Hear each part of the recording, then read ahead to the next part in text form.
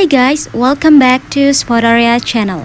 So today in this video, I'll show you how to delete all your Spotify songs.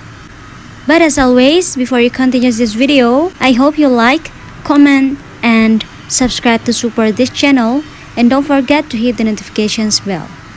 So without any further ado, let's get started. First thing first, actually you have to navigate to the settings menu. Open the Spotify apps first, and then tap the gear icon at the top right in the corner.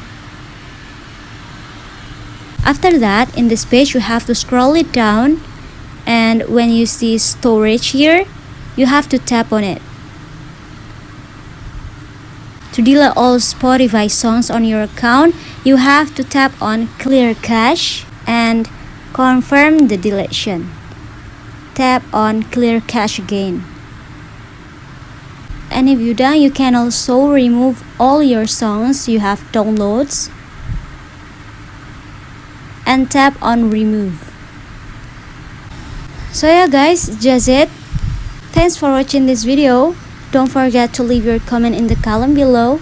I'll see you soon on the next one, and good luck.